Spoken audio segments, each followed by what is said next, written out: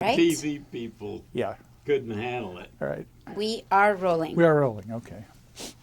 This is Joe Galloway conducting an oral history interview with Dr. Timothy Boone on February 25th, 2020 at 3:30 p.m. We are located at the Atlanta History Center in Atlanta, Georgia. Sir, before we begin, could you please state and spell your first and last name for the transcriber? Sure. It's Timothy, Timothy, Boone, Boone.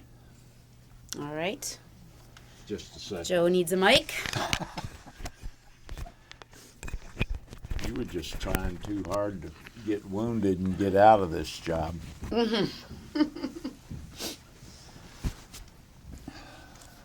Thank you. Before we talk about your experiences in Vietnam, I'd like to get a little biographic information. When and where were you born? Born June 14th, 1945, in Watsonville, California. Lived on a ranch about halfway between Salinas and Watsonville. Who were your family members? Well, my father, Arthur Merle Boone, came out of Ohio, born in 1900 in Ohio. Came out to be a cowboy and then got into World War I. He was trying to get away from the snow and got sent back to Great Lakes for basic training. And then he ended up at Treasure Island, California, as a storekeeper in the Navy at the end of the war. And he got a job with a farmer on a homestead down in Bitterwater in San Benito County, east of Eden, and went down there to work. And was my mother's father, my grandfather. So that's where he met her in 1918 down there. Her family was my great-grandfather, Timothy O'Connor, was born in 1819 in Ireland, came to the potato famine, came to the United States, and in 1860 whatever, he ended up in the New York infantry and then went south and got a little stay here in Andersonville, Georgia for a few months before the end of the war. Went back up, married a little Irish girl, went around the Horn and homesteaded in California. So that's how we got out there. That's how you got out there. So, and your siblings? I have a brother, Donald, he's passed away. He was a 22-year Navy career, chief hospital corpsman, was with Chesty Pullard in Korea, and then his last tour was with the invasion force in Vietnam in 1965. Wow. So, my two sisters, one of whom is still living in Salinas, who I hope to see this next week. And did you go to school in Salinas or that Went to North Salinas High School, graduated from there. Consider that your hometown? Yeah, that's hometown. And because we moved around all over California and Oregon. I went to 12 different schools before I graduated, 3 different high schools in 3 different towns. Whoa. And but I did my junior and senior years. Was your daddy an itinerant cowboy? He was actually a electrician, a motor winder. They don't exist anymore. They don't. So they got machines that do that in about 2 seconds. Yep, exactly. And so that was, and then I went to Hartnell College there for 1 semester, and I hated it. It was like high school. And then John Kennedy was assassinated, and that just shook my world. And so I decided to quit, and I had a job, sort of, making a little bit of money, but I had been in a senior play in high school, and the drama teacher was doing shows in Carmel, so I went over and tried out, got a part in a show in a dinner theater in Carmel, and started taking acting classes and to become an actor. And then I got recruited to go to the California's First Theater in Monterey, which is a historical monument, and my cousin happened to be the managing director there. And she got me over there to do these 18th or 19th century melodramas, and that was a lot of fun. And then and that's where I met my first wife. And we decided to get married. I decided I got to get a job. So I went to work for NCR as an apprentice cash register mechanic. And it was interesting. I could walk in the vault in any bank in the county and work on their stuff. So it was a fun sort of thing. And then things got rough in 1965. The draft was coming, and decided to go ahead and enlist to get electronic equipment repair. And the Army sent me off to Fort Lee, Virginia to do office machine repair, which was like if you've been trained as a mechanic for 2 years, it's so I did 6 months, did nothing, and was the honor graduate. But they convinced me to go to OCS. That's how I was so arrogant, I had to go to infantry OCS. If I was going to go to OCS, it had to be infantry OCS. But I figured I'd transfer back to the Army Intelligence Corps after that, because I wasn't interested in being an infantryman. Problem is, when I graduated, I was so arrogant, I wasn't about to give up those crossed idiot sticks, and stayed in the infantry. But one of the guys in my platoon had convinced me that the safest way to go to Vietnam was in Special Forces, to be with people who really knew what they were doing. And so I volunteered for Special Forces, and I was one of the first 10 second lieutenants to ever be assigned to Special Forces, the 6th Special Forces Group at Fort Bragg. I arrived on campus on the post at Fort Bragg, and the colonel, who was the company commander, said, "Well, you're not supposed to be here, second lieutenant, but since you are, keep your mouth shut, your ears open, and let's see if you survive." And he gave me an A-team that had 5 guys who'd fought in World War II. One in the Rangers at Dieppe, one in the French Maquis, and a couple of other guys that had been in regular infantry divisions who were incredible soldiers. And I learned a lot. And I did keep my mouth shut for several months. Yeah, you're bound to. Yeah, but then it came a time when I had to speak up, and they were there. It was terrific. Then we got into pre-deployment, and we deployed as an entire company to Thailand in the 46th Special Forces This is Company. what year now? 1967. 67. In July or August of 67, Now you enlisted. I enlisted and then went to OCS. Yeah. Yeah. So I got my you were commission. looking at a couple of years or 3 obligation. Yeah. Yeah. And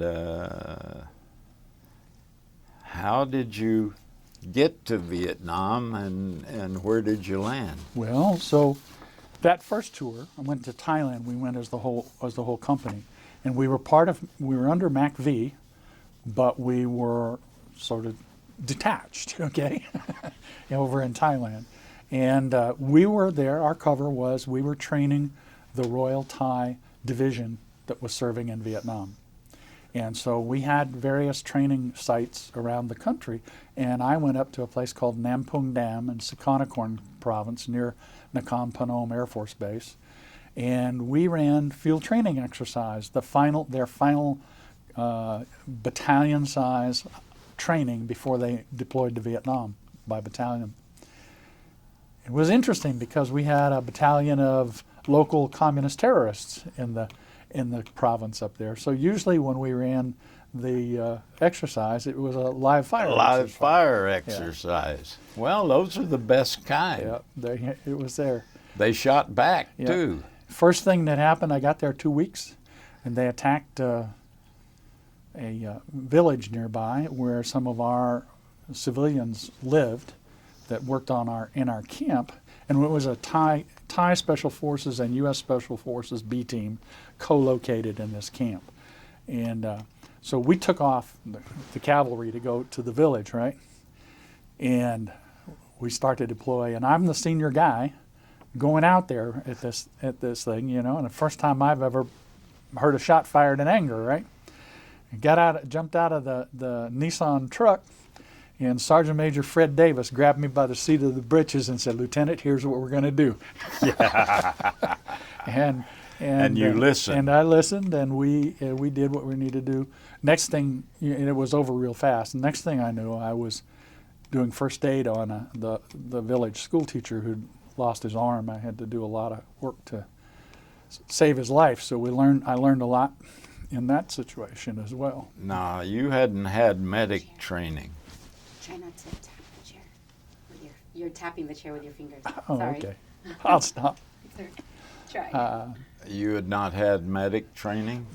I'd had cross training in the A team, right? Yeah. And we all carried blood expander kits on our back of our web gear, and I had to use that because he'd lost so much blood.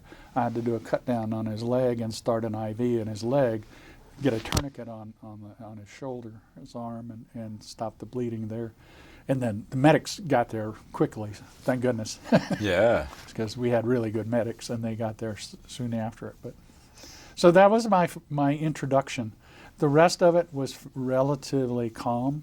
Did a few trips over across the river into Laos. Laos. Usually with Jolly Greens and going on rescue missions. Going on rescue Yeah. missions. Did Not some- too many of them successful. No, there were a few. A few. But there were a lot of times when we went and there was nowhere to go. You get over there, and even if you found the wreck, you couldn't go in. But Describe one of those missions. across the river. Yeah. So was it Colonel Brown who commanded the loudmouth litterbugs, U-10 helicourier airplanes that dropped leaflets and had loudspeakers? Yeah. He used to run transportation for us with those things. He taught me how to fly. And he came down and picked me up and went to NKP, and there was a tactical alert called on a downed pilot in Laos, and they scrambled everybody to go, and they said, can you go as ground support, ground security on this thing? And it was pretty wild and woolly times in those days, so I said, sure, and went with them. And there were about 8 of us on the Jolly Green. We went out. They circled. They found the downed F-100 that was downed, and circled that. And we're looking for a place to land, and couldn't find a place. So we ended up dropping the paramedics on a cable. Yeah. And we all stayed ready to go if necessary, but we didn't have to get on the ground. They went down, and they got him quickly. He was pretty broken up, but he was got close. him out. Yeah, got him out. So that was the first one. Second one I did with that was over in Dak Siang in Vietnam, but we got one of the pilots out there. That was a great. He'd been flying support for us. So when he got shot down, we got him out. I've been twice to the Jolly Green annual gathering in Florida as their keynote speaker. All right. I think they're so old now they forgot I'd come 2 years before. Well, we had the Jolly Greens, and then the 20th, I guess, they had they weren't the big Jolly Greens, they were the next size down helicopter. And one of the things we did across the border was they were putting in McNamara's wall at that time, and they were dropping these sensors. They were like yay big around and about so long, and they had a bunch of them in tubes in the back of the helicopter, and they'd fly along and they'd drop those out of the helicopter, and they were supposed to hit in the ground and stick in the ground. And look like a leaves or something. Yeah. The problem was, if they were more than 10 degrees out of vertical, they didn't work. So they said, well, why don't you guys, we'll take go in and put the level on them and level them up. So, of course, there was nobody around looking for us. No, not at all. In the middle of the Ho Chi Minh Trail, you're going to nail something in the ground. So we tried that a couple of times. Decided discretion was a better part of valor. Much better part of valor. So Should have had McNamara himself drive those stakes. So the other part of that, up there being at Nampung Dam, we were on a lake, and we used to we ran a jump school for the Thais as well, and that's where I became a senior parachutist. Got my jump master's certification was up there, but the sergeant major at the company had a prosthesis, a wooden leg. So he could jump on land, but it was a lot safer to jump him in the water. And since we had the lake there, we'd come up and we'd all go out there and had parachute all day long out of helicopters, because we had a lake with a 2,000-foot laterite landing strip right next to the lake. General Stilwell came up there, and he said, "Hey guys, got a boat out there. You do any water skiing?" I said, "That's about a 12 horsepower motor on that boat." So about 2 weeks later, we got a 50 horsepower motor showed up. Oh. So that we could water ski on the lake. Did you? We did. Oh yeah, absolutely. Now a first lieutenant, still second. Well, in Thailand, I was a second lieutenant when I first got there, but I had to wear first lieutenant rank because we didn't have any second lieutenants in special forces. Right. And we were with the Thai special forces. So, so I was still a first lieutenant. I became a captain when I came back, but it was interesting. Working with the Thai special forces was fantastic. They were wonderful, wonderful people. The SF guys. They were incredibly well trained, and we shared a hooch with the Thai major, who used to correct all the lieutenants for letting the doors bang shut on the springs on the door. And never forget, when I got ready to come home, he said, one thing I want you to remember about your time over here. And this guy was, he was a warrior, okay? He was a real warrior. He said, "I want you to remember to always make a why to people when you meet somebody." He said, "I know you can't do it physically in the United States like we do over here, but you can do it in your mind, because it'll remind you that God is in that person." And that was the message he wanted us to take home. So it was pretty powerful coming from a guy like him. Yeah. So then I went on and did some other things over there with the training of those Thais, and got to travel down to the southern part of Thailand, involved with the Border Patrol Police, where they were in combat with the communist terrorists from Malaysia. Yep. And they're still fighting them down there. Yeah. So I read a story every couple of weeks. Yeah, it's an interesting. I joined a group of guys called the Thailand Malaysian. I forget the name of it now, but it's a bunch of guys who served in Thailand and Malaysia and Laos, mostly Air Force guys, and there's a lot of communication about that kind of stuff that's going on over there. So it's interesting. So that was it. Then back to the 82nd Airborne Division for a break. They keep going. Okay, and so I went to the 82nd at Fort Bragg and spent a year there. I was the S3 Air for the 4th Brigade, and then I took over a rifle company in the 3rd of the 504, and had that rifle company for 6 months, and then got orders back to Vietnam to the 5th Group. And this is when? This was in 1969. 69. Summer of 69. So I went to, I flew into Bien Hoa, went to Long Binh for 2 days, maybe one night. I think I spent one night there. Repo Depot thing. Yeah, and then got on a plane and went to Nha Trang. And I got off the plane there, and the colonel, and I can't say his name, he had been the commanding officer of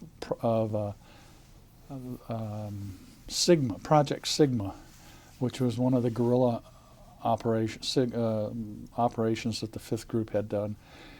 And he was the kind of guy who, if you got in trouble out in the field, and had to call for an evacuation, he'd be on the helicopter to get you out of there. I mean, he just was that kind of guy. And he caught me and said, "Hey, I hurt my foot," and they got me in charge of installation defense for this all of Nha Trang, the city and the base and everything. And he said, "I need an S2, S3 for this job." And I said, "Okay, as long as when you leave, I leave, because I don't want to be stuck in this job for a whole year here." We had a bunker on the beach in Nha Trang, this great big, huge bunker on the beach, right? And it was American, Vietnamese, and ROC, Korean joint center down there. If you had the Koreans doing sentry duty, you were safe. Yep, we did. The only thing was you had to lock your desk drawer whenever you went to lunch, because there wouldn't be anything left when you came back. Yeah, that too. There was that, and they had they always knew what was coming into the PX before anybody else, so all their trucks would be lined up to buy all the TVs. I went back in, I think, 71 on my second tour, and the biggest firefight I saw was standing in the Caravel Hotel door, and there was a little PX down the street, and the Koreans were fighting the Filipinos over a shipment of TVs, Yep. and they had to call out a company of MPs, or American Army, to break it up. Yeah. And I think the Koreans made off with the TVs. Well, they would have truckloads of them that would go right down to the base and load them on a ship headed back for Korea. Yeah. And, but they were good soldiers. They did a good job out there for us, for local security. And that was an interesting job, because I had 28 different intelligence agencies sending me data every day, and me and the staff sergeant learned how to skim that stuff, not do detailed analysis, but skim it, let the impressions, and then work on the map and take what we know about the VC and what they'd been doing, and to project what was going to happen, forecast, and then to plan interdiction, both H&I fires and then local operations using both the ROCs, and there was a Special Forces A team that had a battalion of CIDG that were our ground troops. And then the Mike Force was there if we needed them as well, with three battalions of airborne qualified romping, stomping mountaineerds. Yeah. And so I was doing that. And then part of that job was also running sniffer missions out there on the mountains, and so I did a lot of that. Flew a lot of sniffer missions, riding in the back seat of the whole ship with my M16 with solid tracer ammunition in my lap, watching the meter on this thing and picking up signals from campfires. And then I had two gunships trailing me.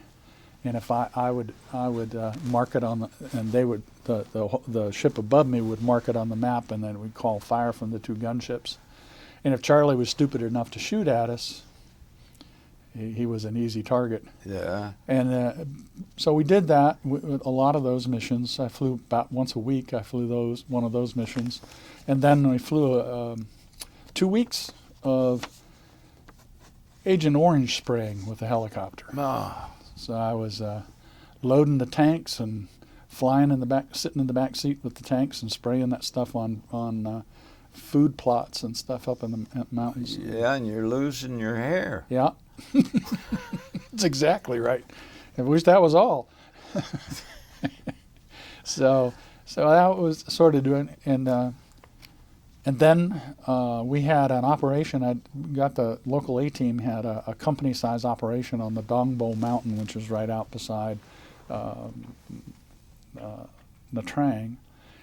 And I had a CNC ship and two gunships allotted to me, plus I had artillery, a battery of 105s that I could use. And so I was flying command and control on this thing. They got into it with a NVA platoon, and I got one American got a sucking chest wound, and one of the CIDG got a splinter off a tree through his abdomen. And that mountain was big boulders the size of school buses and full of caves and so on. And so the dust-off didn't want to go in there. He said, no, you haul the guys back down to the low end of the valley. Well, there was no way to do that. So I expended the gunships and put in a lot of rounds of artillery in support of these guys. Finally, the NVA broke contact. So we reloaded everything and went down, took a low, slow through, and didn't take any fire. And the guys on the ground were up and around. Our guys were up and around. So I said, okay, let's go get them. And the pilot said, okay, we'll go. We went down. We touched down on one of the boulders. I stepped out of the helicopter, just reaching to grab the guy, and I got hit through the thigh. About 8 of these guys jumped up with AK-47s and proceeded to blow 66 holes in the helicopter. Whoa. Including me. And I remember the door gunner saying, the Daiwi's been hit. and I remember all the bells and all the red lights on the dashboard. Yeah. And I remember talking to God and a serious conversation. And then he pulled out of there, and luckily we only had to go about 5 clicks back to the 8th Field Hospital. And we crash landed at the 8th Field Hospital. And so I Now, were you treated there, Yeah. or did they ship you No, out? they treated me there. Luckily, it did not hit the bone. Bullet went right through my thigh. Missed an artery. Missed the too. artery and missed the bone, both. So it was one of the luckiest Luck of things. the Scots Yep. or the Irish. Piece of shrapnel got me in the calf. So yeah, I got down there and I tested it. The sergeant was with me. Took a rope and a bolt out of a M60 and put a tourniquet on it. And I said, I don't think there's any arterial bleeding. I said, I don't want to lose this leg. And he said, that's all right. We're close enough to the hospital. So I'm keeping it on. So we got there and he took it off. And I thought, well, I'll try. I was afraid to look at the back of it, So I said, I'll try, and I stepped out of the helicopter, and I could hold my weight. So I started walking toward the emergency room, and I looked back, and the pilot was sitting there on the controls like this. His eyeballs were about this big around. And I'm not kidding you. There were 66 holes in that helicopter. And so the head nurse at the ER there, was the wife of one of the other captains in the 5th Special Forces group, a friend of mine. She came out the door and said, what in the hell are you doing? You're coming in here all shot up and stuff. And Flying colander sitting on the strip. right. So I went in and she cut my trousers off, and I finally looked, and it looked like a pencil had gone through my leg. I said, oh, that's not bad. You can probably sew that up, and I can probably go back to the compound tonight, right? She said, Next thing I know, I was in surgery, and they were cutting a hole that big around through there, debriding all of that, And so I ended up with 10 days in the hospital, which was an interesting experience in itself. One of my NCOs brought me a quart of vodka, which hid under the thing, and one of the ambulatory guys would go down and get orange drinks every night before lights out, and we'd have a little nightcap in Nightcap. Yeah. in the area. And so then I got, after that, 10 days of that, I had 30 days of light duty. And then I got You reassigned. should have spent that in Bangkok. Yeah, right. I was supposed to go to up to CC North, Command and Control North, in Maxog. Maxog. That was where the next assignment was supposed to be, but instead they called me and said, "Would you go to the Mike Force? They need an S3 in the Mike Force." So I went over to work for Colonel Lynch in the Mike Force, and still dealing with PTSD. And that was a shocking experience, to put it mildly. I no longer was unviolate. I no longer was immortal. Describe Mike Force for our The Mike Force, the Mobile Strike Force. We were the countrywide reaction force. There was a mobile strike force in each corps, but there was also the one at Nha Trang. And then one at Nha Trang had a B team of special forces that provided the brigade, battalion, and company leadership.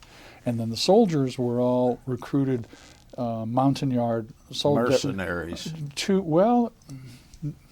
Maybe, I guess.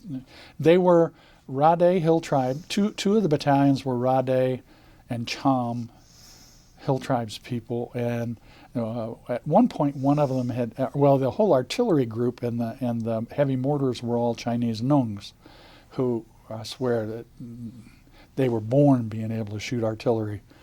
We could with our battery was sitting right next to the American battery, and our gunners, using hand plotting and everything, could get first round on target before the Americans with their FADAC computers every single time. Those guys were amazing.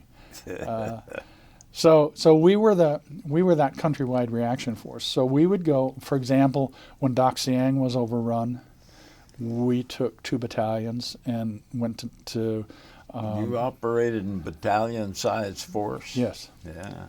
And so because we were going in to drive we went against the 22nd and 66th NVA regiments up there at Dak Siang. They had overrun the camp, and so we went out to drive them back out of there and to reinforce the guys in the camp. Gary Gabaikirk and the guys were barely hanging on in there when we got there, and we set up our CP at Ben Het and operated out of Ben Het in support of the operation at Dak Siang. Did lots of interesting things. We took 8-inch self-propelled guns out of Ben Het and drove them down the road because they couldn't reach. So we drove them down the road to where they were within range, and then fired them with delay fuses so they would hit inside the perimeter on the top of the mountain where our guys were and bounce out over the top of the NVA and go off. You're doing bank shots. That's right, exactly. And we got a platoon that was cut off. It reminded me a lot of the platoon in the Idrang Valley, as we got one platoon that got cut off on a knob on the top of the mountain. There was a big part of the mountain, and there was another little knob, and they were cut off over there, and couldn't get them out. So I took, because I was the S3, basically the brigade S3, and the colonel never came to the field, so I had to run the deal. And so I took a helicopter and ammo and canisters full of water, and we'd fly up there and dive down and kick stuff out to the guys on the ground in that perimeter while Charlie was shooting at us. That's when I decided I wasn't going to flight school. I was up between the pilots looking to get ready to tell my yards when to kick the stuff out the door, and I could see all those tracers coming up that thing, and I said, no way. No way. Not going to be. At least on the ground I can hear them, but can't see them. So describe your friendships with and your impressions of the people that you lived and worked with in both assignments. Okay. Both tours. So we had in Thailand, Major George Hybe had been around a long time, and Sergeant Major Fred Davis. He'd been two combat jumps in World War II, and he'd been a battlefield commission in Korea, and then one of the first E9s. He gave up his commission and went back to become E9, and those guys were phenomenal. We used to eat breakfast. We had these Laotian cooks, and they'd make these omelets, and they'd take these Thai peppers by the handful and put them in there, and the thing was, if we could keep up with the major and the sergeant major eating those omelets for breakfast, otherwise they talked about us constantly. and not favorably. No, but you could watch the steam coming out when it was so hot, sort of thing. And we had a guy who was the S1, who was he liked to order people around a little bit. He was just a little insensitive, and so he used to send his staff sergeant to get hot chocolate for him every morning. So one of the medics got the sergeant a big bottle of brown bombers as laxative, and to mix up in his chocolate every morning. And he suddenly had this serious problem. It must be dysentery. Right. So there were a few things like that. We had with the Thais, and then we had a New Year's Eve party, and the Air Force guys all came down from the Nakhon Phanom, and we had fireworks. We had foo gas and det cord and whatever all around the camp, all around the perimeter, set off for that. And this colonel that flew the loudmouth litter bugs, he was like, I don't know, 29 or 30 years as service as a lieutenant colonel, and he taught me how to fly on the airplane. He'd come down and get me, and then he'd go to sleep and we'd fly down to Bangkok or wherever. Well, he came on New Year's Eve. He said, "Come on, Tim, we're going to go. Let's go to the ammo cache." And we went in there and got a case of CS grenades, tear gas grenades, right? We loaded up in his airplane and we flew back to NKP. And then he said, "Okay, you take the front door and I'm taking the back door." And we went to the officers club at NKP, and we tossed about 6 canisters of tear gas in the middle of their party. Oh my! And then took off. And they never did know who did that.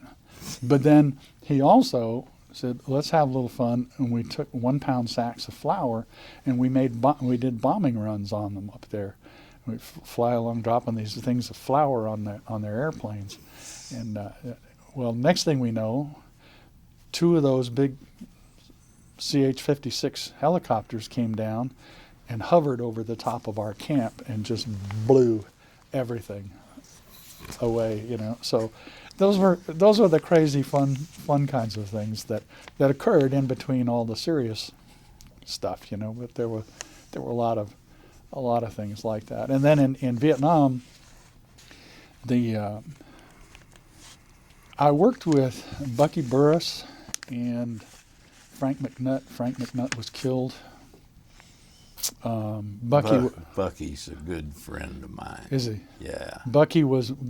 I don't think Bucky still knows what happened when Frank was killed. But Bucky was one of the most courageous and smartest combat leaders I ever saw. Deceptively smart. Oh, if incredibly. You look at him, you think redneck. Yeah, no. You'd be wrong. That's right. He was incredibly smart. Well, that was a hard time because this was like getting toward the end of my tour, and the Vietnamese called a tactical emergency up in I Corps. And what year now? 69? 70 now. 70 now. This is like June of 1970. We'd already been through the incursion, the Cambodian stuff, and Dak Siang, and we'd just come back from Dak Siang, and recovered a little bit, and then they got called out on this thing. So we took a battalion. We went up to the 5th Marine Regimental CP outside of Da Nang, and we loaded in there, and there was a Special Forces camp not too far out from there that had been rocketed, and that's what they called this tactical emergency for. Well, it turned out one 122-millimeter rocket had hit in the camp. So there was no emergency. That's not even enough to slow down the making of breakfast. So the colonel had come up there because it was a big deal. This Vietnamese general had done it. So he said, "Well, we'll just go cross country. We won't use the marine the marine air and stuff. We'll just go cross country across here." So I said, "Okay, I don't think that's a good idea, but let me go check." So I went to the Marine S3 and I said, "Here's what we're talking about doing. This is what the old man wants to do." And he said, "No, you don't go. That's called the Arizona Territory out there. That is just nothing but a big minefield. The VC don't even go out there." Yeah. He said, you won't go 50 yards and you'll be... Somebody will lose a leg. Yeah. He said, so you just don't do that. I said, well, you put that in writing. And he said, yeah. And he wrote it up for me and told me about it. And I took it back and I went to the old man and I said, here, we can't do that. We can they'll give us trucks, we can go around, or we can use helicopters and go over, but we can't go through. And he, no, by God, we're going to go through. And I said, well, I'm not going through. I said, I'm not taking them through there. I'm not writing the order to do it. And he said, well, you're goddamn relieved. So I said, okay.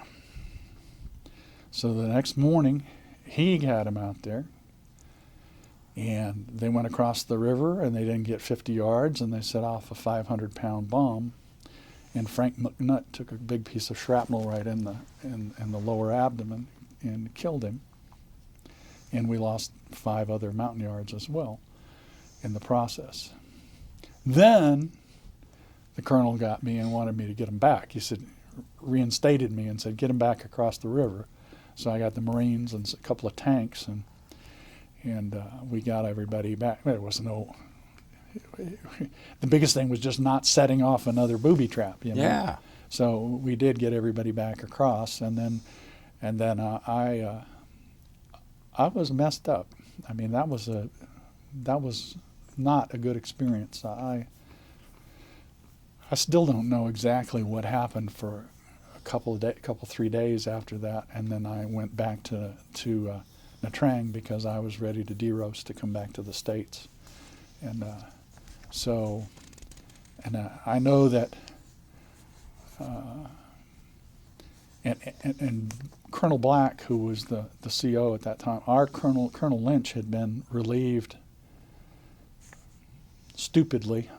We were running an operation outside of Nha Trang, and it was on a landing zone up on top of the mountain that was all elephant grass, dry, and so we planned all the fires, but we didn't fire any artillery prep because the LZ would have been on fire, and the group commander came out just as we were getting ready to launch, and he just wasn't okay with that, and he ended up relieving Colonel Lynch, which was really not, I mean, it was stupid. And then he put this Colonel Black, who was an intel guy, Army intelligence guy, in there, and I used to tell when Bucky and the other guys were out in the field, I'd tell them it was a black alert, meant that Colonel Black was on his way to watch out.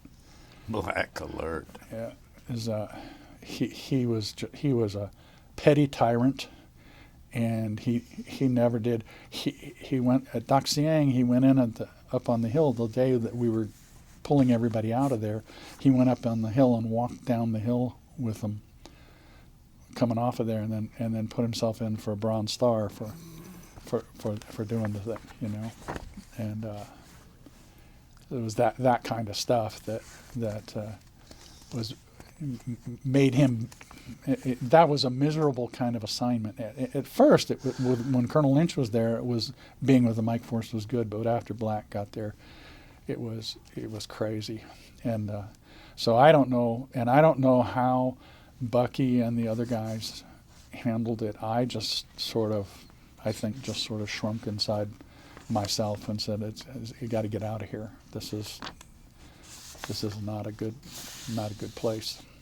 And so, how much time did you have to yourself, off-duty time, or was there such a thing? Oh yeah, there was, especially in the Mike Force or on the Installation Defense Command.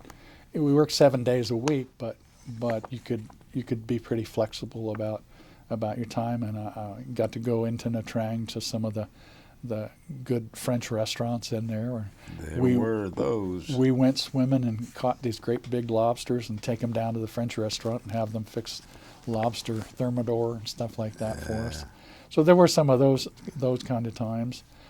And in the Mike Force, we usually we'd be on operation, and they'd come back from operation, and then it would be really busy because we'd be refitting and retraining and getting ready to be, because you never knew when you were going to get another call to launch another operation, so you had to get refit as fast as possible. I remember one time I was teaching the Montagnards how to use stable rig, with 3 guys hanging on a harness and Yeah. D-ring, and it was out in the flats out between our compounds and that mountain, and the chopper pilot said, I'll demonstrate, right? So how we do this thing, and so I got all hooked up. So he picked me up. So he took me down to the end of the river and started dipping me in the water down there. So now I'm going to show you guys how we fish for sharks. So, needless to say, we had a little conversation after. Yeah, I bet. But it was so there were. Light amusements amongst the special forces. There were a lot of crazy, and we used to go to. We had a mamas on there that used to make VC flags, and we'd take AK-47s and VC flags, and we'd go down to Cameron Bay to the Air Force Base, and come back with 5-ton truckloads of air conditioning, or mostly what we got was boots and equipment for our mountain yards. Our soldiers were better equipped and more disciplined in their gear and everything than almost any of the American infantry units in the field by 1970. It was a lot different than it was in the early years with all the individual replacements. There was no machine gun ammunition hanging around people's shoulders and stuff like that. So we had to get them. They gave them bata boots, which were like tennis shoes, high-top tennis shoes. High-top tennis shoes. They would get, blisters and all kinds of stuff from those. So we would go down and get real jungle boots for them and all that.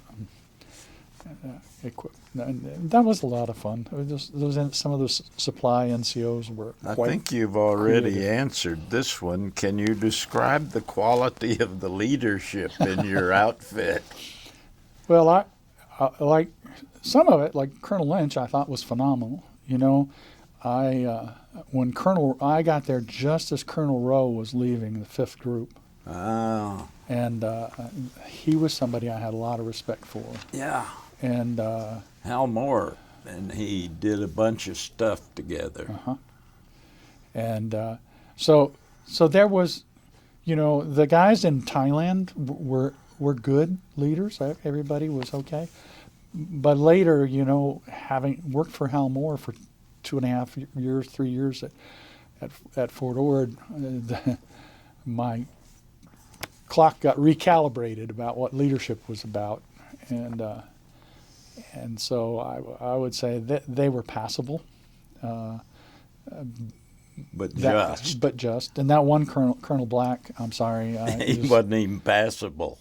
that was a really, really sad situation. And I think, I didn't work for Bucky or any of those other people. We were peers there, but I saw the way that they worked with their NCOs and with their mountain yards and with the Vietnamese Special Forces, and they were really, really good. I mean, Well, and they learned under Beckwith, yeah, Charging Charlie. yep. I had a operations sergeant, Sergeant Disharoon, who had been in CC and I guess when Beckwith was there, and they got overrun in Laos, and he called a prairie fire emergency to get out of there, whatever, and they came in and dropped napalm all right on top of their own position. So he was hit a couple of times, and he was burnt. He lost about half his face from the napalm and whatever, and he's laying out there, and he's asking to get called out. And Beckwith said, "Take 2 Darvon and drive on, Disharoon." That was a hardcore place. Yeah, it was. And he finally, 2 days later, he got out of there. But he took a 50 caliber round hip to hip. that's what I heard, yeah. Yeah, and they were triaging because they had a lot of casualties coming into Charlie Med. And the doc came along and said, "Put him aside." Beckwith raised one bloody hand, and he bent down to hear the dying words of the brave warrior, and Charlie got him by the throat, says, "Put me on that table and fix me, Doc. I ain't your average bear." Yes, I can believe that. There were a few like that in Special Forces. Yeah. But the thing that amazed me were how smart, how well trained, skillful, and how empathic the guys were. I mean, their understanding of all of us, of each other, but also of our Thai or Vietnamese or whatever was phenomenal. Their ability to work with them in really tough situations, and to be able to be successful at that. I was very, very impressed with the Special Forces' ability to do that. And lots of those NCOs and officers were very good. Do you see any cutting-edge technology or science or medical advancements in either of your tours? Yeah, the McNamara's Wall, right? Yeah, that worked well. The thing that I was impressed by a lot was the signal intelligence stuff that the guys could do. They could intercept of the enemy communications was just amazing, and so that technology really, I think that technology improved dramatically over the however many years it was. 10 years. 10 years of the war, to be able to, because by 1970, we just knew a lot of stuff that we didn't know in '67 that we were getting from the signal intelligence people and the Air Force. So that was the biggest part, and then of course helicopters. Yeah. Let's talk about your most vivid memories of your time in both tours.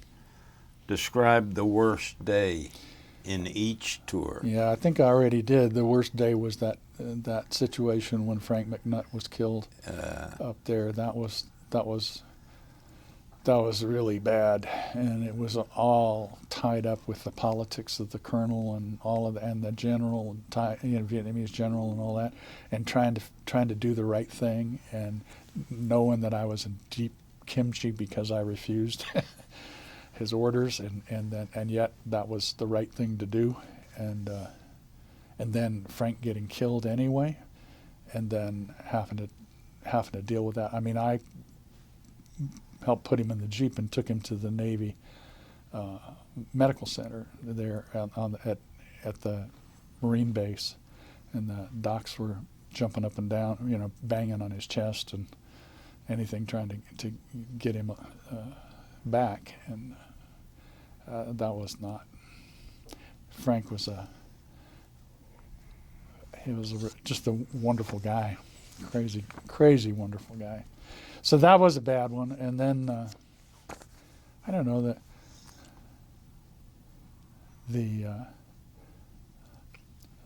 some of the highlight things were. I still think that whole idea when we were able to bounce those 8-inch howitzer rounds out of right through the perimeter, and because we couldn't reach Charlie any other way. Yeah. And I mean, those two regiments were coming up the mountain after our battalion up there, and they would fire like mad, and then they would charge, and with these, the bugles and the whole 9 yards coming up the hill, until our guys would pin them down, and then they'd dig in, and then they'd do it again, and then they'd do it again, till finally our guys would have to.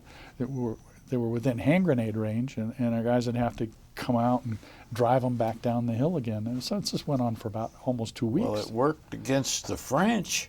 Yeah, it did. That was about 2 weeks. I was in and out of Ben Het and up there getting and running supplies, getting supplies to them, getting ammo to them, getting wounded guys out of there. Maggie came up and to Ben Het, and we had to bring guys wounded into the aid station at Ben Het and stabilize them before we could send them to Pleiku, because it was too far. to go to Pleiku by helicopter. So we're about a week into it, and a caribou comes in, and I go down to the airstrip, and here comes Martha Raye off the back of the caribou with a bottle of vodka in each hand, and she said, "I'm here to help." And she went to that aid station, and she was up to her arms and nursing for 2 weeks before we finally got that thing settled down. She was amazing. So that was a bit of a highlight. Peter Arnett showed up. We ran him off. Yeah, that's always the best thing to do. So there were some interesting, but that was a very interesting time. And then I think being down there on the beach was, while this war was going on, it just reminded me of MASH,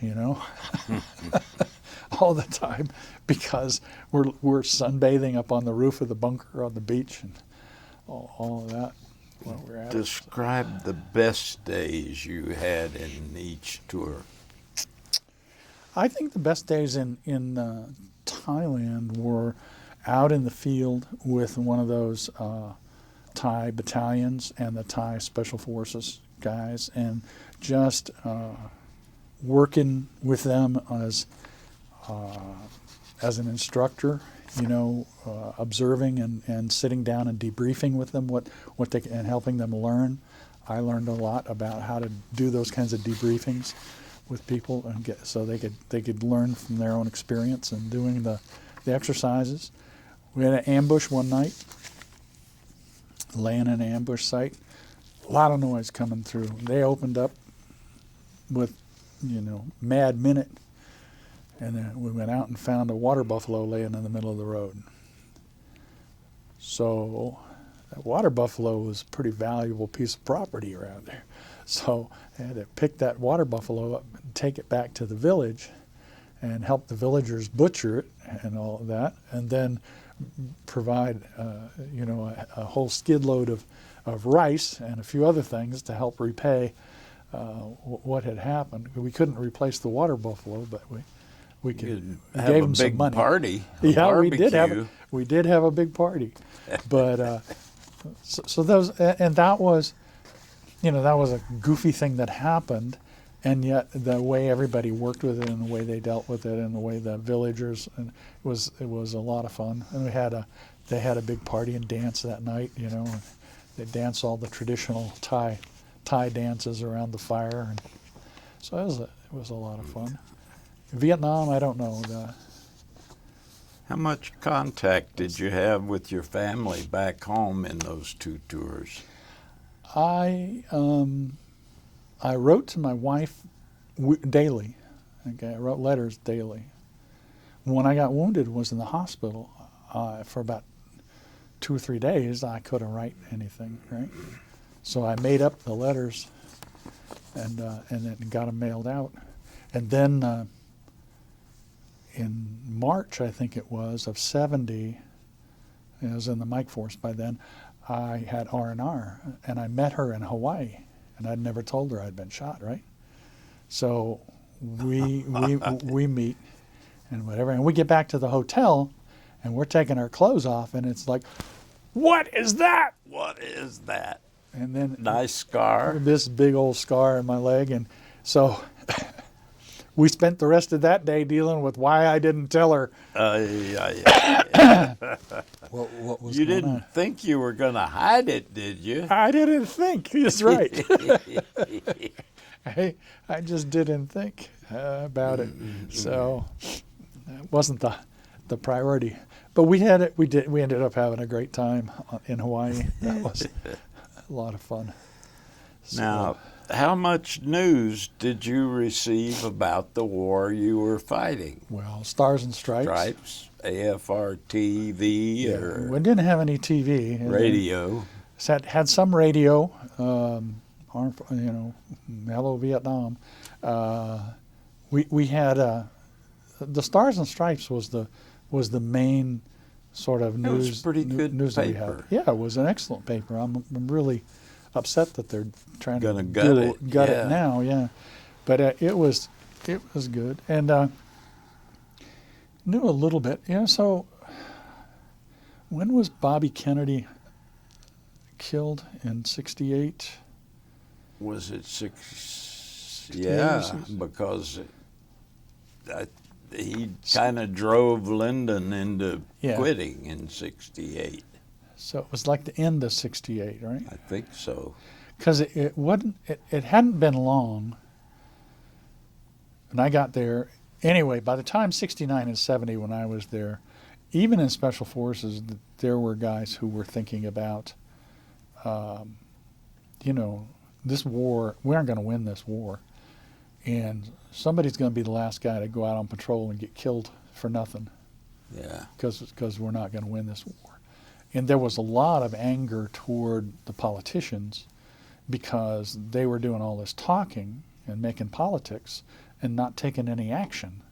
And the war just kept going on and on. Of course, we didn't know that Nixon had done the big lie, but we knew that something was wrong, that we kept doing this when we weren't trying to win it on the ground, but still guys were being killed. Yeah. And so there was some of that.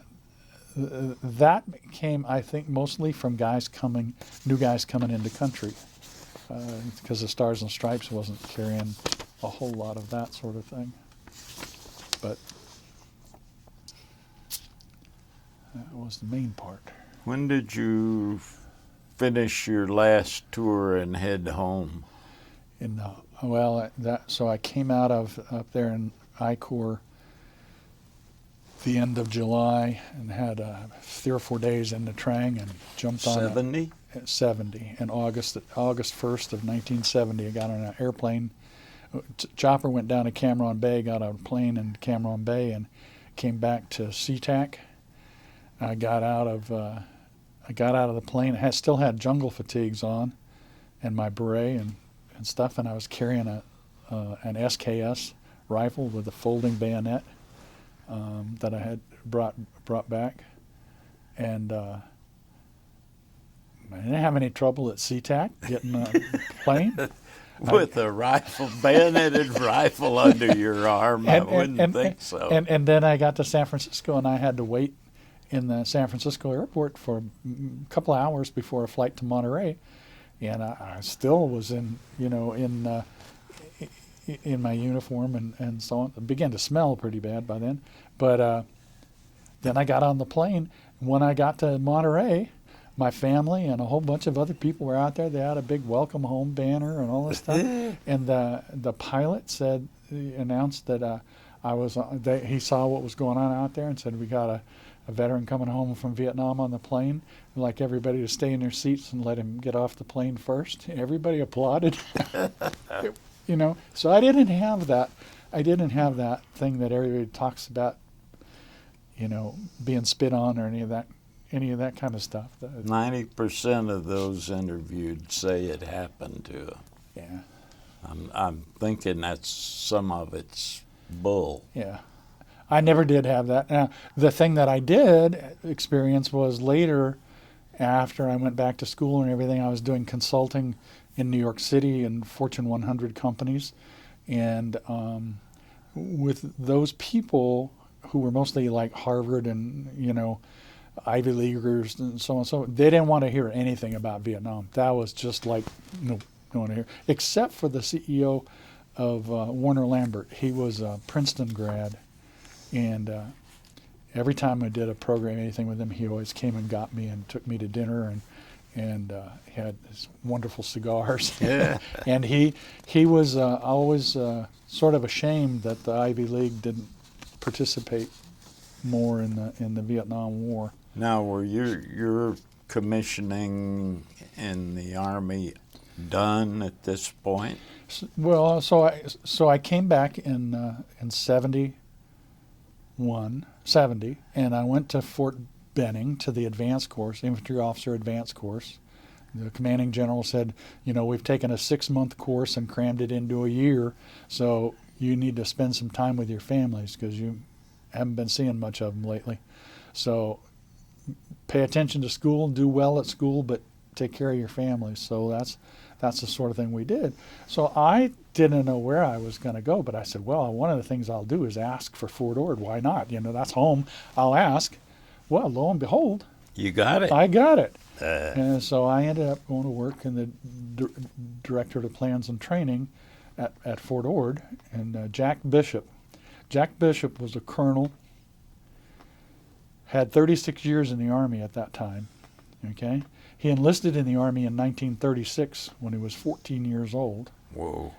And he used to come to my leadership classes and close the leadership class. Either he or Hal Moore would come and close each week's class, and with the students. And Jack would come in there and he'd say, I said, tell him his story about being in the cavalry. It's the best thing ever happened to me because I learned how to tell horse shit when I saw it.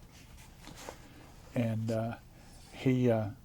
and the other thing he would say was he'd go through this whole, he'd get these people so fired up, and then he'd say, now I'm going to tell you, you're going through this leadership class. There's 2 kinds of people in my Army. There's horses and there's piss ants. If you're a piss ant, you need to get the hell out of my Army. And it was, so that's the kind of guy he was. Yet I had a surgery, hemorrhoidectomy, from our friends from the time in Vietnam, right? So I'm in the hospital at Fort Ord, and both Jack Bishop and Hal Moore and then Julie are all over there visiting me in the hospital, right? I'm sitting in a tub of hot water. and they're in there taking care of me. It was an amazing thing. That's the kind of people we're.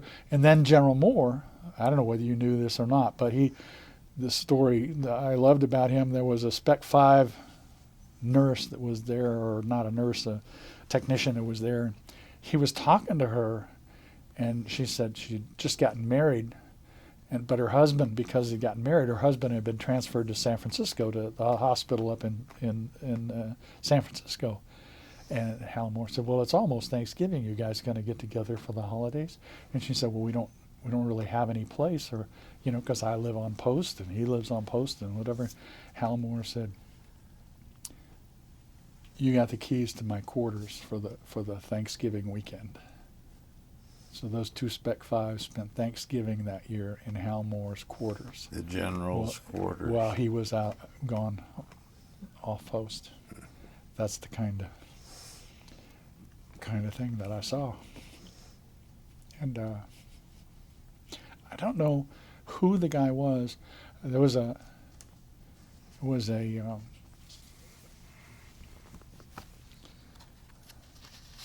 retirement parade at Fort Ord that Hal Moore was on the reviewing stand, and they did the pass and review and all that stuff. It's a monthly thing, and a car drove up, and this guy got out. It was a sergeant first class with a first cav patch on his right shoulder, and Hal Moore saw him, and he stepped back off the podium and walked over, and the sergeant walked up, and the 2 of them exchanged a quick salute and were in each other's arms in a big hug, and probably one of his boys. yeah. And when we started the organization effectiveness thing, General Moore said, okay, so you're going to do this, me and this psychologist, you guys are going to put this program together and all of that. And he said, there's a guy that's working in the Volar project up at the Department of the Army who got himself a job up there by mouthing off to the general. And his name is Tony Nadal. And he said, talk to Tony. So we called Tony and told him what we were up to. Tony called Hal Moore and said, what they're doing is the right thing. That they're right on. What you need to do, so go for it. This is really what we need to be doing. Support it. Yeah. Yeah. So it was. So we got all the funding from Department of the Army to be a field test of organization development technology, and to start the organization effectiveness school and everything, which he really helped make happen. So.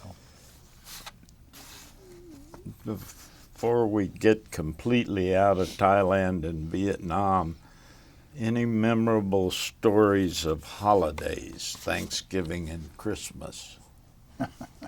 I remember Bob Hope and what's her name? Christmas of '67. Nha Trang or at Nakhon Phanom. Nakhon Phanom? We had been on an operation with the Jolly Greens. Came back and they said, he's doing the show over there, and they took the first few rows were for combat crews, and they took us right in there with the Air Force combat crews. So we're in the second or third row. 67. Who was the dancer? It was she was married to Barry Sadler. Oh shoot! Why can't I say her name? I just was looking at pictures of that the other day. She had on this blue and white dress. 65, 66 tour was Joey Heatherton. Yeah, this was later. I can't say what her name was, but it was amazing because she came down and got people up to dance with her, and it was amazing. She was sort of like the girl next door kind of look, So, let's see.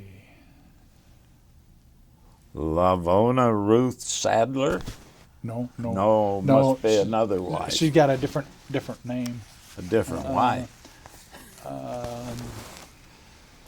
I mean, she was a movie star, and Did you know that wasn't Barry? Yes, it was Barry Sadler. No, the first Special Forces Medal of Honor. Oh, lives out at Leavenworth. Yeah.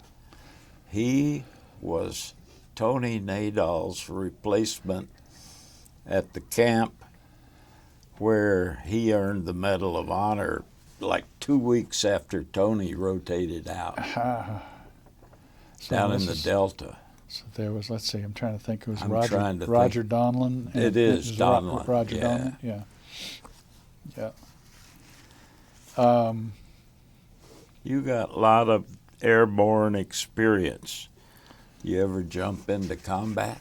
No, I jumped into what was supposed to be practice that turned into combat one time in Thailand. In Thailand. Yeah, we jumped into this LZ that we were using for the jump school. Yeah. Turned out that Charlie decided he was gonna mess with us that day. Gonna mess with you that day. What he didn't know is that we were half prepared and they had a platoon of gunships that were able to come and help deal with it. But no, I didn't. But the Mike Force did make two combat. They made a combat jump in Nui Ba Den, down in 4th Corps. Yeah. And that was a big battalion size jump. And then there's one other jump. I can't remember where it was. I wasn't there at the time, but it was that. And we jumped a few times out of B-25s, out of NKP, but I never did the halo stuff. I always used a static line. But some of the guys there were some halo teams that were going in from there. So you stayed in the Army for how much longer? So then I stayed from when I got to Fort Ord at 71. In 71, I stayed until November of 76. I stayed primarily because General Moore got me extended there to work in that organization effectiveness school. Mm-hmm. And so while I was doing that, I went back to graduate school and everything, or undergraduate and graduate school while I was at Fort Ord. And so you were a happy camper. I was, and I got a divorce while I was there. It wasn't about a year after that, coming home from Vietnam, that all the PTSD stuff and the anger and I think that last, like I said, that last tour down there, that thing when Frank got killed was, I was upset, angry, guilty, all kinds, every kind of imagining that you can surely imagine. That's the question. Was it difficult readjusting to life after combat? That was difficult, dealing with that relationship. Being in the Army there at Fort Ord and being with people like Hal Moore and other people that were there that were supportive, I probably had one of the most supported re-entries around, except for in my marriage. And my wife was not willing to go to counseling. But I worked with the psych department guys, you know, so I would just come and blather, and these guys were incredibly helpful. And, Yeah. You know, and You should have brought your wife to the office. yeah, that was she just wasn't She gonna wasn't do it. interested in it. She was, and then she was. I think the only hope I had was she had a little bit of a relationship with Julie Moore, and that was the only thing that began to move it, and then it just wasn't. So there had to be an end to that, and then I ended up going through a year-long internship that the Army put me through in organization, behavior, and personal growth, and so on and so forth, with a company called University Associates, and I did 5 weeks in Indianapolis, and I met my current wife there, and we've been married since 1975. How many years that That's is? quite a lot. 44 years, something like that. I tried an Indiana girl. It didn't last. Okay. She's actually an Illinois girl, and my first wife was from Illinois too. Strangely enough, but yeah, she's grew up in Indiana after being born in Illinois. But anyway, so that and that marriage has been wonderful. We've been able to work. But so she got to be an Army wife for about 18 months, and at Fort Ord, I got this. In California, you can get a divorce. You get an interlocutory decree, which gives you all the benefits of being single as well as all the benefits of being married. So my wife, my ex-wife, could still have commissary privileges and health care and all of that, and I could live in the BOQ as a geographic bachelor for $30 a month maid fee, right? And so we didn't make a lot of money back in those days. So that was a handy thing to have happen. So I did that, and then I met my new wife, and we were going to get married in January. So I was going to get the divorce finalized in December, which you just go in and file and do it. Well, I went over and I said, I want to get quarters because I'm going to get married. And they said, well, you can't apply for quarters until you are married. So oh no. Army regs. I walked out the door, and then I turned around and walked back in, and I said, yeah, but you see, I am married. My wife lives over in Pacific Grove. I'm just a geographic bachelor, but want to have quarters. Oh, okay. So they signed me up for quarters. Army regs. Right. So then, come December 20, whatever, I finalized the divorce, and then on January 10th we got married down in San Diego.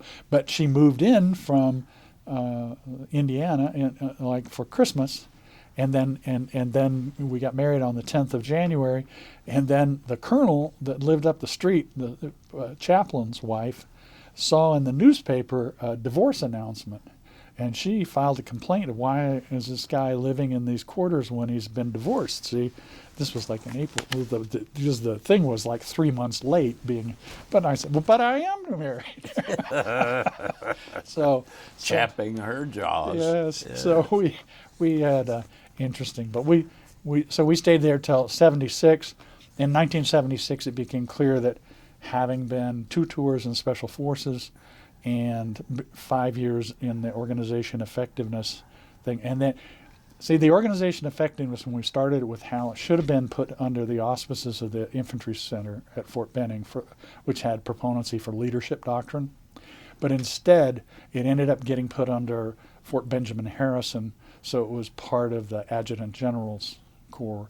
And the only way I could have stayed in and made major would have been to branch transfer to the Adjutant General's Corps. And like I said, I'm a prideful guy, and I wasn't about to give up my crossed idiot sticks for being HR weenie. So I ended up getting out in '76 and went to work in the consulting business and went back, got my doctorate. And Getting back to school. there it is, yeah. Have you maintained contact with the guys you soldiered with through the years? Not really. I never saw many of them anyplace else where like at Fort Ord or at Fort Benning or Fort Ord. That it wasn't a special fort. If I'd have been at Bragg, I might have. You might have seen them. Might have seen them and that sort of thing, but I didn't. We did have a special forces. I put on a special forces reunion at Fort Ord one time, where we got everybody who was at Fort Ord and at DLI and so on, and we had Maggie come and be a special guest, and my wife got introduced to her. Woo! She gave this speech and and all this. And we gave her a great big engraved trophy. And she did this speech about the experience of being in Vietnam and being with Special Forces. And she said, "I'll tell you women something. You're married to the best fucking men in the world." Oh, my It's God. like everybody said, these were days when people didn't say those words out loud in polite company. Yeah. Maggie said what she was thinking. That's right. How did your Vietnam or your combat experience change you and affect your life afterward for good or for less good? I think it made me really.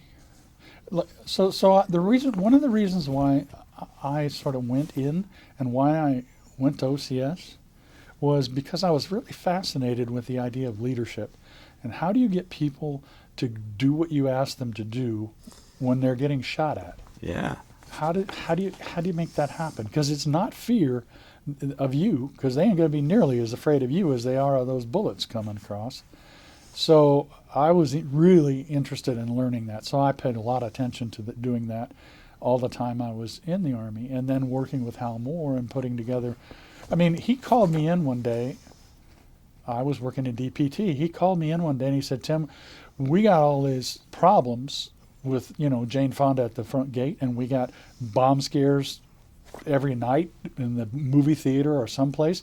We got GIs walking around in pairs carrying baseball bats to provide security."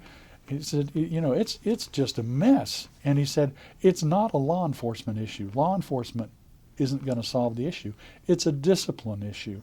And discipline has to come from inside. And that comes from leadership. So he said, I want you to go start a course. I want you to put together a course to increase the sensitivity, empathy, and perceptivity of the field grade officers on this post. And I said, yes, sir. And I went and got the dictionary out and looked those 3 words up. and then I called, I'd seen this communications course, which I thought was a radio course, but it wasn't. It was interpersonal communications that the psychologists were doing. So I called over there and said, I want to talk to somebody about doing it. They said, well, you talk to Captain Bean. So I got this captain on there. And he said, where are you? And I said, he said, don't move. I'll be right there. And he came over. Well, he'd been through a year-long internship in organization development and leadership and so on and so forth, and knew a lot of techniques for doing this stuff. So we put together this 3-day course for all the field grade officers, and we put them all through it. And it was a huge success. I mean, by measurement back in their organizations and by their testimony to how it helped them deal with such. And that's what started. Then General Moore said, well, we got to spread this to the units faster. We can't just take people out for training. We got to go into the units and do this stuff. And that's how we got started with the organization effectiveness thing. How do you think the Vietnam War is remembered today? Well, I honestly don't think it's. I think people worry too much. It's veterans, okay? So I belong to the Atlanta Vietnam Veterans Business Association. Most of the guys in there are so concerned about feeling good about the experience that they blame everybody. Mm-hmm. And for me, it was like, okay, so I don't have much use for Dick Nixon, that's for sure, but and a lot of the political stuff that went on. But I thought the military did a good job. I thought the military did as good as they could do in that kind of situation. There were problems, and the individual replacement system was the stupidest thing that any army ever did. And 6 month in command is a bad idea. Another one. So there were those things that I look back at it as it was a stupid mistake, and we've made that same mistake over and over and over again in the last 25, 30 years. We've gotten into wars that we can't win. We try to use military force where military force is not the right solution. Not the answer. There are some things you can't solve with military force. You have to solve them with other means. You may use military force as a tangential part of the solution, but Afghanistan is never going to be won by military force. Iraq was not ever going to be won by military force. Iran would never be. God, I think you need to use a combat negotiating scheme where you put the diplomats of this country and this country in a room and tell them, you have 3 days and we are coming in and executing all of you if you don't unless you solve get an answer. this. That's right, exactly. Yeah. That's so. And I literally I did a thing like that one time in California. They had a big battle going on for water in California, and I took a contract with the Department of Water Resources, and we brought the water developers and the water conservationists together for this great big meeting, and I put them in these groups where they had one of each of the three in each of the groups, and you guys, you have to come up with a plan that maximizes water development. You guys have to come up with a plan that develops water conservation. You guys have to come up with a plan that's a middle-of-the-road plan, and you got 3 days to get it done, and you're going to brief each other, and you got to make somebody's going to win this thing. And so they did, and it was, and they got past all of those, other issues and really focused on achieving their mission. Yeah. And did it. And I've seen that. Did another one in Europe that didn't do, but some of my associates did. And one of the guys from one of the other teams, I don't remember, these were different countries, but one of the guys from a country came in to talk to one of his cohorts that was in this other team, and the guy picked him up and threw him out the window. he'd become that tight with the guys from the other teams that were working on that. So using that kind of methodology. But anyway, so yeah, I wars don't solve anything. I don't think, unless maybe World War II, that sort of thing, when it was that scale, that big. I don't know. I wasn't around long enough to see it, but Vietnam certainly didn't settle anything, and none of these other wars we've had since have settled anything. Now they don't even end. No, they just go on, and people get killed. And that's what scares me. I don't think our population has any idea how easy it would be for bloodshed to start happening in this country. It happened in those other countries. It can happen here too. Mm-hmm. And so it's made me very. It's made me stop and have some empathy for other people. I mean. The first North Vietnamese that I knew I killed, was a young kid. Had pictures of his kids and his wife in his pocket, stuff like that. And That was called affective learning. You know, and it was, the thrill of winning when you're in a firefight is amazing. It beats hell out of tennis. But the consequences afterwards when you with people, whether they're your people or the other guys, they're still people. That be true. So. Is there anything that I haven't asked you that you feel the need to comment on before we closed out? No, I think we've pretty well covered it all. I'm sure if I thought about more things, there are other experiences that would come back. But I just think it's. I'm really glad that you guys are doing this and collecting all these stories from everybody. Yeah. And that's going into the You library. visited the Vietnam Veterans Memorial in D.C.? I did. What are your thoughts when you look on that black granite? My son was 8 years old, I guess. We went to visit family in Maryland, and it was wintertime, Christmas time, and we went down there to the memorial, he and I, and I saw some of the names of people that I knew, found the names of some of the people that I knew, and just the whole thing was amazing, and then that experience was just kind of overwhelming emotionally. And then we went up, and there was a little tent shack up there where this guy was selling souvenirs and whatever, and another vet, you know, and we walked over there, and the guy, my son, was I think he was a little shaken by the whole thing and by my emotion in the whole thing as well. And the guy reached out to me and he said, "What'd you think?" And my son says something like, "It was amazing." And he reached over and got an orange and peeled this orange and gave it to my son. You know, it's just simple little thing, but it was just part of like the family.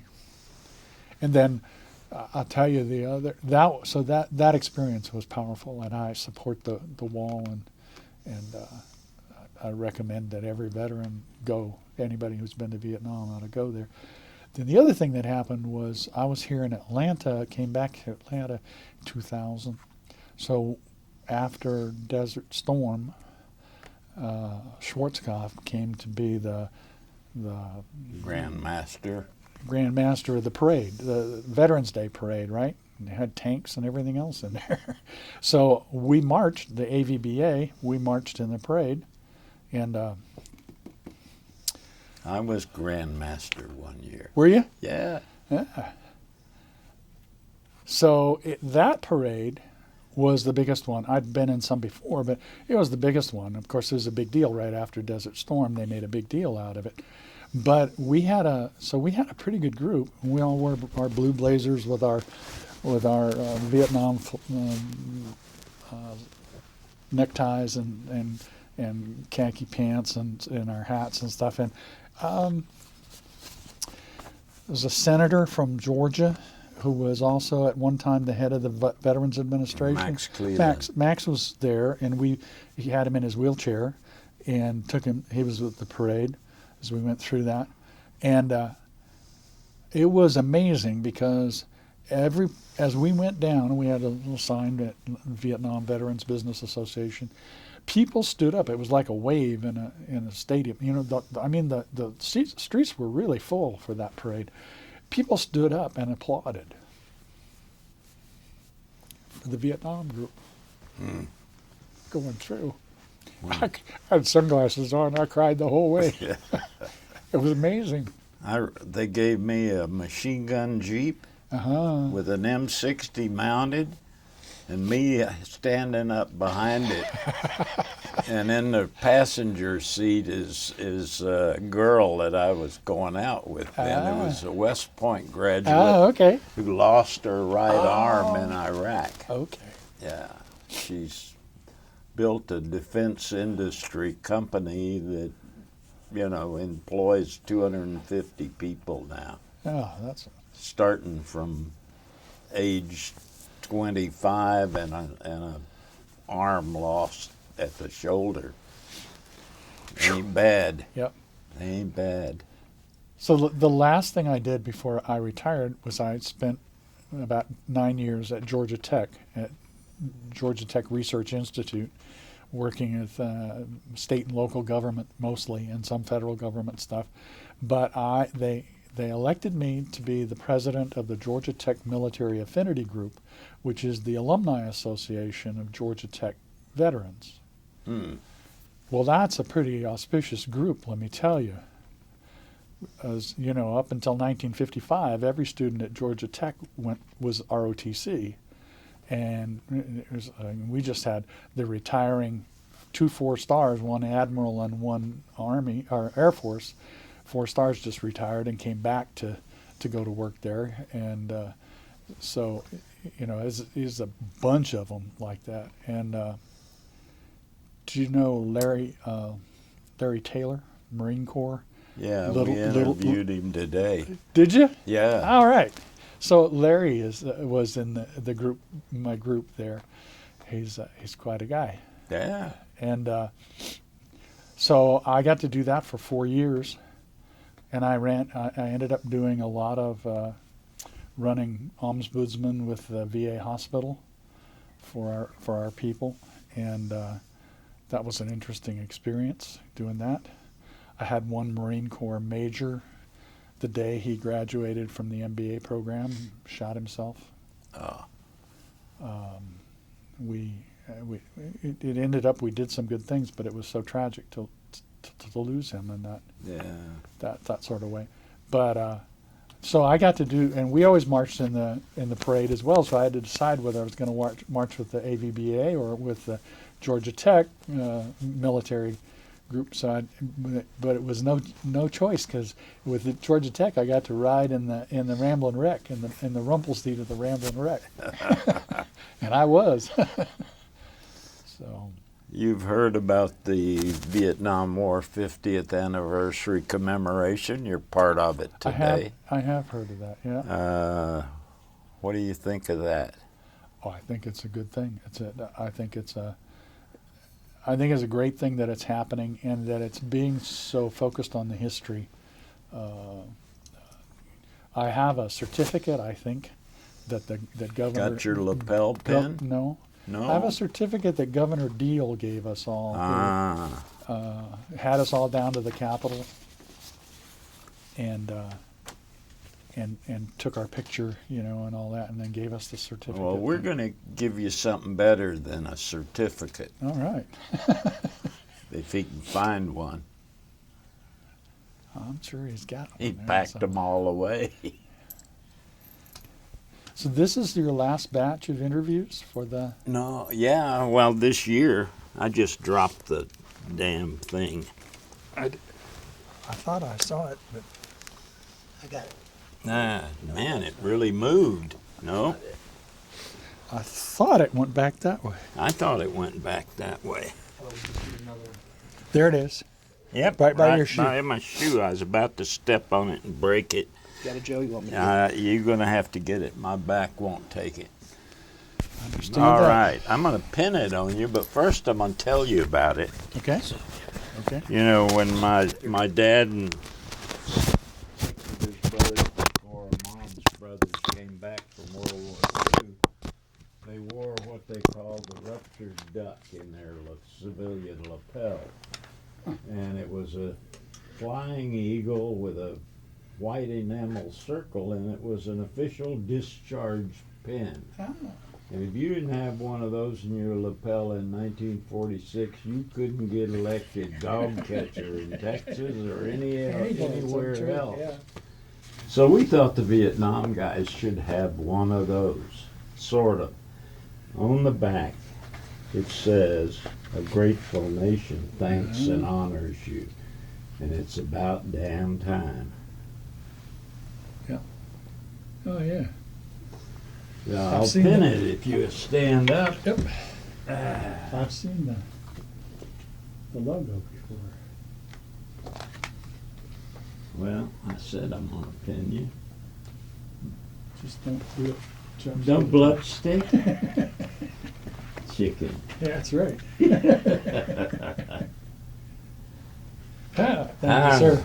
You bet.